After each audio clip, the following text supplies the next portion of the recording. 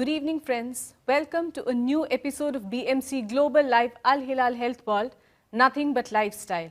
I'm Anupama Menon. The greatest gift that you can give yourself and your family is a healthy you. This talk show, Health World, aims to provide valuable information on various medical topics so that you can keep diseases at bay and enjoy good health. March 4th was observed as the World Obesity Day. Statistics show that over 1 billion people worldwide are obese. This is alarming, and it's a matter of concern that the numbers are on the rise. To throw more light on this topic of obesity, we are joined today by Dr. Mohammad Rashid Taj, Specialist Internal Medicine at Alhilal Hospital, Hamad Town. So, Doctor, welcome to the show and thank you for joining us. Thank you. Thank you for giving me the opportunity to talk about obesity. It's a pleasure to have you here with us today. So, Doctor, before we begin off, can we explain to the viewers what exactly obesity means in medical terms? Like, what are the factors that you would take into consideration to decide whether a person is just fat or it falls in the category of obesity? Okay, so coming to the first point, that to define obesity in medically, it is body mass index which we take in consideration, and we should know what is body mass index. It's like taking our height, a ratio between our height and a weight. Normally it is said that from 18 to 24 is a normal weight. That's the BMI that you normal BMI, and above 24 till 30 it is overweight, considered overweight, and above 30 it is considered obese. So these are there are various methods for determining obesity, but this is the simplest one, and I request my viewer to know his or her BMI. So it's very simply, you can go to Google, Toggles, anywhere, and just calculate your BMI. So you have to know your weight and your height. And if it's above 30, then they'll fall in the category of obese. So that calls for medical attention. No, not that is a call. If it is above 24, it is a call. That for itself, okay. Call so 24 is the ideal number. Ideal number, okay. That should. And Doctor, in your observation, how common is obesity in Bahrain? We all know that we tend to lead a sedentary lifestyle here. We are exposed to junk food. So have you observed that obesity is very common amongst adults and youngsters in Bahrain? Yeah, not only in Bahrain, it is a major growing problem for worldwide now because of our sedentary lifestyle, the work pressure, and if we talk about Bahrain, the data suggests that about not less than 40% women are obese and about 20% to 24% male are obese. That's quite a huge number, I guess, especially for women, 40%. Yeah, somehow we as a doctor, we are working on it to know why it is common for the woman, but as we know, there are some hormonal difference between men and women, so that may be the reason, one of the reason, but still it is alarming. The number is very alarming, and WHO has said that in the coming year, for women it's like they are having a different hormone changes if we compare with the men. So that may be one of the reason, but still it's whatsoever is the reason, it's still the number is very alarming, and unfortunately the people are tending to believe that obesity is not a big problem, but if we understand it is the root cause of other health issues. So it's our duty to explain and understand the obesity more. So obesity is not something to be taken lightly, I guess, because it can lead to a lot of other various health complications. I can say that majority of the health issues, that is, we can say that non-communicable health issues are due to obesity. Linked to obesity. And so what are the most common symptoms, most common causes of obesity? See, the most common cause is, like we can say, a comfortable chair and a delicious food. And laziness, of course, to get up and exercise.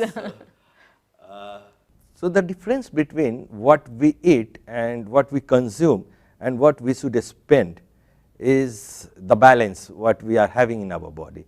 So, like we should have a measurement that what we are eating and how much exercise we are doing. So, if we talk about the most common, it is like sedentary lifestyle and the food habit. Apart from this, there may be various genetic factors, but it contribute very little to obesity. And if we talk about some disease, yes, there are some few diseases like hypothyroidism, some endocrine disease which contribute to obesity. Again, if we talk about some medication, if someone is on medication, like steroids also at times, steroids and some antipsychotic drugs which contributes to the obesity, but still the major contribution is from the side of sedentary lifestyle and unhealthy food. Junk food and sedentary lifestyle. So, that needs to be taken care of. And in your opinion, could this be hereditary as well? Does it run in the family if one of your parents is? Yeah, it is. It do run in the family, but the contribution is very little. Means so it's our duty to understand, not as a parents also to deal with it. So, if we are healthier or we are obese or like not healthier, I can say, if we are obese, so it's our duty to teach our children how to eat and how to lead his life to have a better and a healthier life. So, the parents also have to be aware and adopt a healthy lifestyle. So, we'll serve as role models for our kids also, I guess.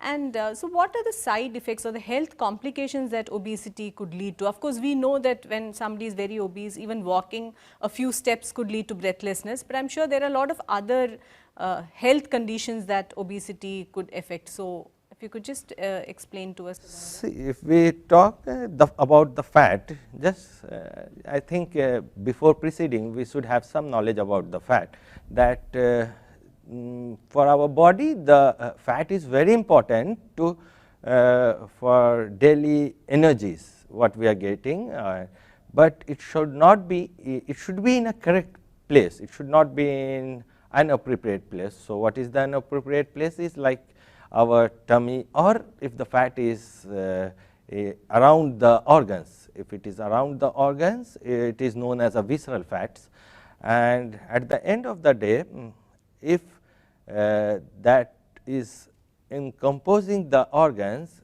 our organ will not function as it should be. So, organ will be laid to in malfunctioning. So, if we talk like starting from heart, first that once there will be fat in our body, our heart has to work harder to pump the blood to various organ for the as for the demand, and so it may lead to hypertension. Again, if the fat wrap around the pancreas, it will lead to diabetes mellitus. So, now new term has been originated known as diabesity.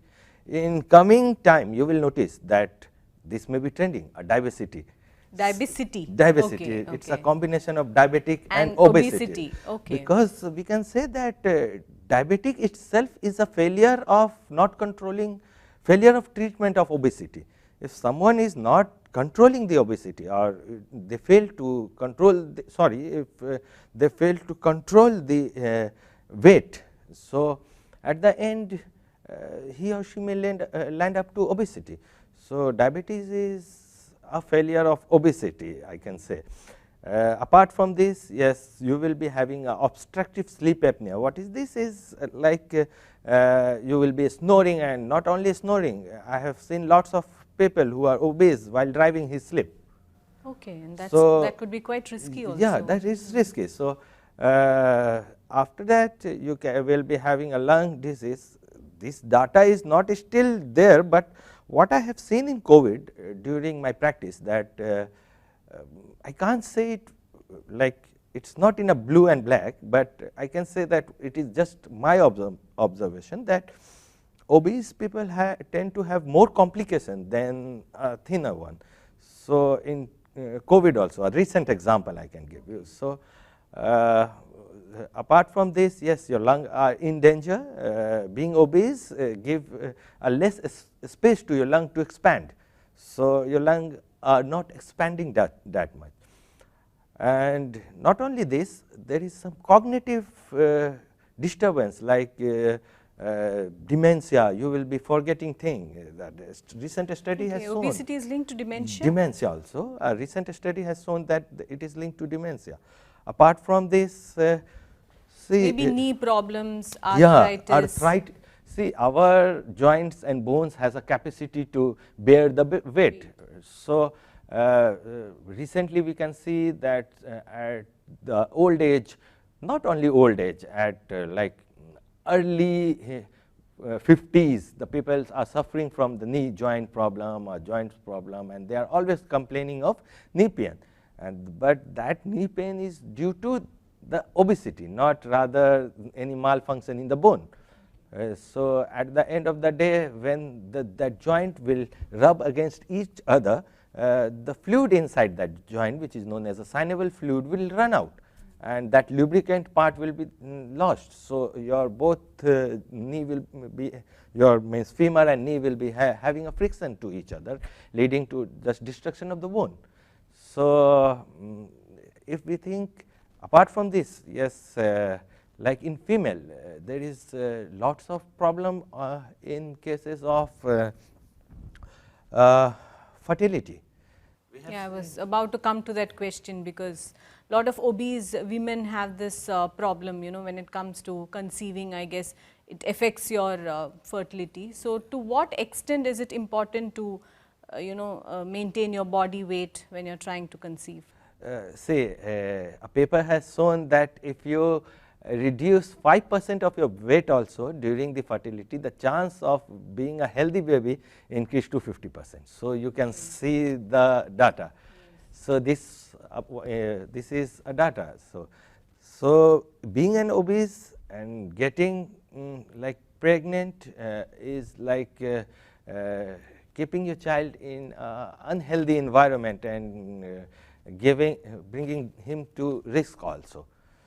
So, apart from this, yes, it is very difficult for a woman to get pregnant during if she is obese, and during the pregnancy the chance of gestational diabetes increase. Gestational diabetes is a diabetes mellitus which is you see in during pregnancy. Only during pregnancy. Only during pregnancy. But the thing is that this is only the starting phase. Once you have a gestational diabetes, there is a huge risk that you will develop diabetes in coming future. Later in life. Yeah, later in life. And this could also mean that the baby could also be slightly overweight if this gestational diabetes, or is that a myth? Actually, if someone is having a gestational diabetes, and if we do not treat that gestational diabetes, there will be a polyhydramnios, that is more likely in the womb. More likely in the womb will result in a bigger baby. That bigger baby does not mean a healthier baby. Apart from this, yes, she may develop hypertension, and a specific terminology has been used in medical, which is known as preeclampsia, accompanied with pedal edema and hypertension. But yes, obesity is one of the major risk factor for developing preeclampsia. This preeclampsia can be serious till seizure. A patient can lead to like abnormal movement, like you might be knowing epilepsy seizure terminology. So, it may lead to seizure. So, starting from just simple obesity, crossing the line of hypertension, we can lead to some disease known as seizure disorders. So, a lot of major medical complications that obesity could lead to. Lots of major complications. And what about cancer? Is there any link between cancer and obesity? Recent data has suggested that almost all the major cancer like esophagus, colon, like kidney cancer has a more prevalence in a person who is obese. Rather, if we talk about if we talk about a person who is having a BMI, again I will keep on reminding the word BMI. So, I just want my viewer to know this word, and if someone will look this video, he should at least go and calculate his BMI. BMI. Yes. So, and 24 is the number to yeah, look out 18 for. to 24. 24 is like on the borderline. Borderline, yeah. And 30 is you've crossed it, and 30 is like devastating. You should be like, khalas. Yeah, red flag. Red flag. Yeah.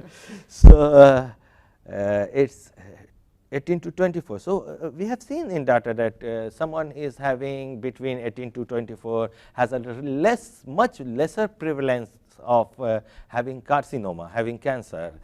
Now, there is lots of things still. This is one part and other. So, now if we talk about sexual life, we have seen that 30% female who is having obesity are inactive for the sexual life also. Not only these health issues, there are social issues also. Like if we talk like micro and macro issues, like micro issues was our health issue. It's considered individual, okay, personally, like hypertension, diabetes, and all these we are going to suffer. And again, if we talk about micro issue, yes, our micro or in between micro and macro issues, like once we are obese, we avoid social gatherings. So, somehow we lose our confidence. And once we are obese, yes, we are like, we can say a lazy word. Okay, I will not avoid these words. So, I just want to educate my, and not only educate my, I want to like motivate them to lose their weight. So, just not only it will be a social stigma also, like whenever you are in the office, you will be like daytime sleepers are those who are obese. Not only daytime sleeper, the efficiency of work also decreases in obese people. And it has been also observed that obese person are more depressed. So, it is a vicious cycle. When you are depressed, your tummy fat will increase, and again when your tummy fat will increase, some hormone will release which will make you again more depressed. Okay. So, it can have an impact on your mental health as well, to a great extent. Obviously, a great extent to a mental health. So, apart from this, it is a great burden for our country. Yes, because due to this obesity, see, it is not that a heart disease person. We are spending, any country is spending lots and lots of on the health, especially Bahrain. Bahrain is spending lots and lots. So, it's all individual have duty to at least for himself, for his country, that don't waste the resources. So, don't waste means you have to have this thought that because of that heart disease which you are having, lots of people, government are also spending, which we would have spent in a betterment of our country. So, which these and if we talk, you know that obesity is the second most avoidable condition for death after smoking. So, it is the second most avoidable condition. So, it is in our hands basically. It can be tackled by us, it can maybe be tackled with a few lifestyle changes. Yeah. So, it can be tackled. And just creating burden to society and creating burden to our family and just wasting our resource, hard-earned money. So, better to stay healthy and stay fit. And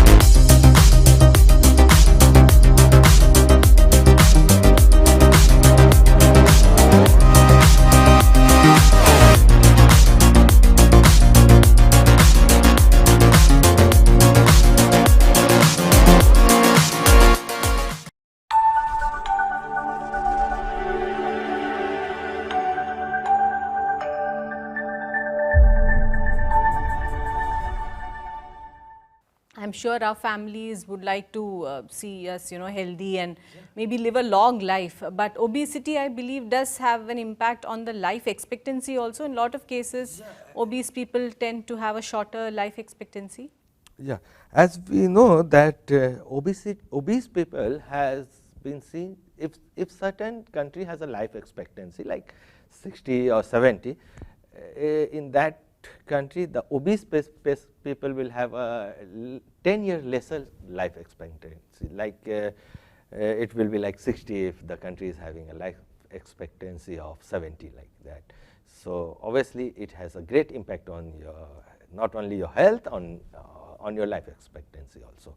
But in your opinion, obesity can be cured and tackled, right? It's not a condition which is not reversible, I guess, unless maybe it's because of some medications and all that, then I understand. But otherwise, in your opinion, do you think this can be cured? Obesity is a multifactorial, like the cause is multifactorial. So the treatment or the approach toward obesity is multifaceted. So it's not depending on what is the root cause of obesity. Yeah, what is I the guess root cause of the obesity, and yes, better to prevent the obesity, better to diagnose it earliest.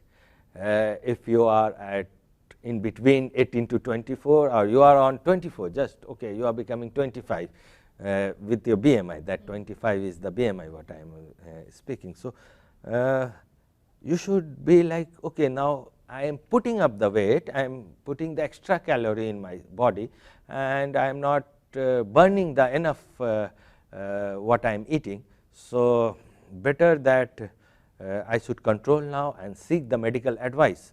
And it is yes, it is a curable disease. Now the thing what we have to do is like we should control our daily food habit and a regular exercise, and we should have a proper diet plan if we think that we need to tackle with the overweight thing. So we should have a proper diet plan. So, but if I speak, it should be like, it's not just me, or it's just not like a single person. It's, I will say, it's start from the like when we are born.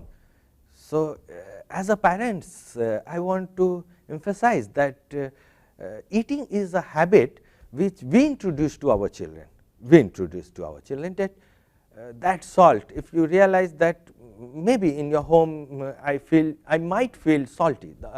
If you come to my home, you might feel that the tea is more sugary. So it's depend on you, so and not you, the habit which you develop. And what we are doing, see, I will also like to throw some light to the toward our society, like the culture has changed. The culture has come for that supermarket. So what we are seeing in the supermarket, that the products are which are on display are more tempting, that tempting. So we are forgetting that the food is like, we are not here to we are not living to eat. We have to we eat to live. Yes. So I guess nowadays it's just the other way around. Just the other way around. So we that supermarket, we have to question ourselves that why this supermarket is there. It's very hard to find the food which we used to grow.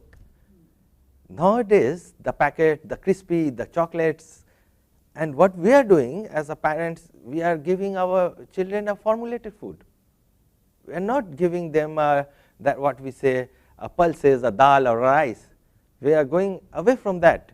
We are just giving them from the early childhood, we are just introducing them to some sort of noodles and Maggies and some quick to make food, because I will say this is not the fault of the children.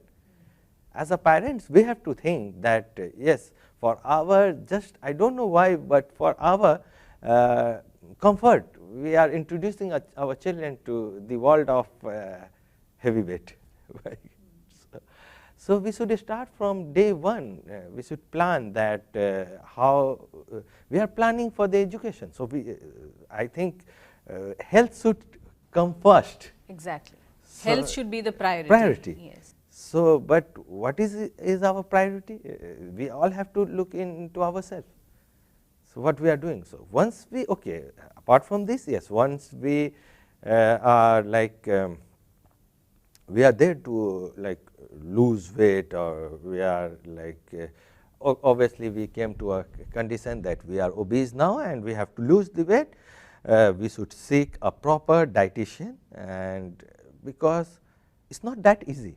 It's not that easy, because once that fat comes in your body, it doesn't go.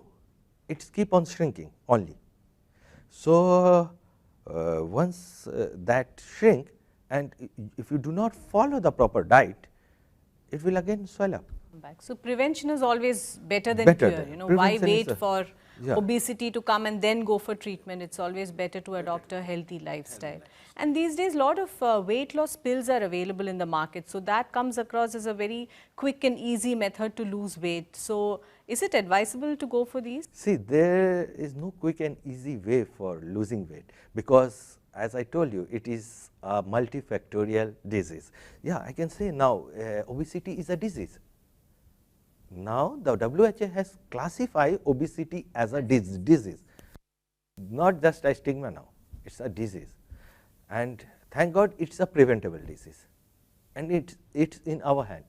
And in future you will see that this is the major burden for whether it is developed or developing. So, these pills are not, I will not say that these pills are magic pill, but yes, if all the other measures like exercise, change in the lifestyle, change in the food habit fail, yes, you can go to the doctor may advise you the pill, yes, the pills work. So, only under the Under advice and guidance of a medical doctor, people are expected to take this. And talking about a healthy lifestyle and eating habits, we also have a lot of diets these days, you know. The new fad is the ketogenic diet, where you have to cut off carbs. So, is that good for the body to cut off carbs completely and then rely more on proteins? If we talk about ketogenic diet, it's like cutting the carbohydrate from your body, completely carbohydrate from your body, includes some fat and some protein in that. But how your body react to this is like they will produce ketone body, and it can be beneficial for a certain period of time, but it cannot be like whole life long lasting. And once you go back from the ketogenic diet and if you think that that was enough, then you will again gain the weight. So, ketogenic diet is not the ultimate treatment for I can say obesity. It's not the Maybe ultimate. just for a short term weight loss, it's okay. Yeah, if some of your doctors or dietitian think that yes, let your dietitian or doctor plan that decides what is best for you and for your health according to your BMI, your body structure. So, as we all know that everyone has different shape and size of our body. So, let your doctor plan about that. And what about skipping meals? An obese person, is it advisable to skip meals, or should they restrict it to just maybe 2 meals a day? And in some cases they say it's better to have frequent meals and smaller ones. So, what is your take on this? So, skipping meal, I will never suggest anyone for skipping meal. Basically, people think that they will skip dinner. Yes. This what I have seen in the society, but you can take you have to take a like protein rich diet, rather take a protein rich diet. So avoid carbs at night. Avoid carb, but do not skip meal, because your body needs some energies to work. Your cells need energy to work, and by skipping meal you will also skip the multivitamins, the vitamins, the minerals, the nutrients what is required for the normal functions of the cells. So, skipping meals is not at all advisable from my side. And we have also heard about gastric bypass surgery, and How effective is that to control obesity?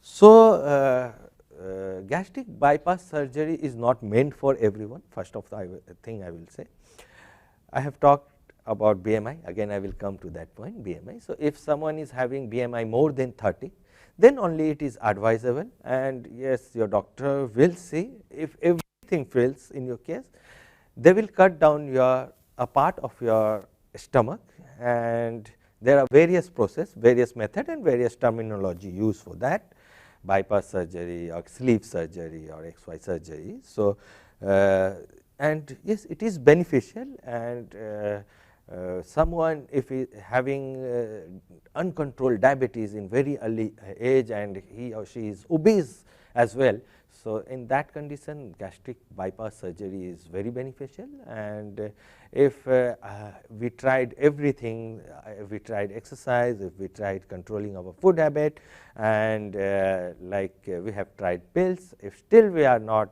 able to get the enough result, then yes, gastric bypass is the alternative, and yes, it is a good and recent method for losing weight with few complications, not that much to be worried. Yes, I can advise person can go for gastric bypass with the proper consultation of the doctor. So, basically it is a last resort when everything else fails, and when the BMI is above 30 and when that patient's life is at risk or in danger, that is the time you would suggest a gastric bypass. And in case of drastic weight loss, let us say an individual loses maybe 30 to 40 kilos, we often notice very loose and sagging skin. So, how can this be taken care of? Yeah, see what happened that we usually start at our home. We skip meal, this is the first thing we do, and now see the new generation, they are like if they want to lose weight, the first thing they do is not exercise, they will skip the meal, and but they will not have a proper diet chart, and so ideally our skin has a tendency to stretch at it full and come back again to the normal 2 to 3 times. So, if we keep on experimenting with the skin, we are like okay, we are obese, we will skip the meal, and we will be like thinner for another 2 months, we will again gain the weight. So, our skin will lose the tone. So, getting a proper skin in a tone with losing weight is always need a expert opinion. So, that time you will be needing a proper massage of your skin, a proper diet schedule with proper multivitamins, minerals and nutrients. If we follow all these process, I am sure you are not going to lose, you will not be having a sagging. That is good to know. So, doctor, it is time to wrap up the episode. So, before we sign off, any takeaway message for our viewers, if you could just explain in a nutshell whatever we discussed here today. Yeah, so just I will want to say that first thing, see there is no means there is no reason which can be avoided for obesity. To some extent, each and every except few, very few, obesity can be avoided. So, it is our duty to get ourselves acknowledged and like enlightened with the knowledge of obesity and the process of obesity. And at the last I want to say that make a relationship with your food, make a relationship with your food. So, you should know what you are eating and what you should avoid. Avoid all the unnecessary sweetened product available in the market like colas and juices, and eat healthy and eat what is needed. Treat your body as a whole, not only your tongue. So, thank you so much, doctor, for those valuable inputs. I appreciate you taking the time out to be with us today. Thank you so much once again. So, friends, as Dr. Taj rightly pointed out, treat your body with love and respect. Make your health a priority. Take care of your eating habits. Exercise regularly. We should all realize that exercise is not a punishment for what we ate. It's a celebration of what your body can do. Obesity can be cured. Your health is in your hands. Please check your BMI regularly, and if it goes above 24, please seek medical attention.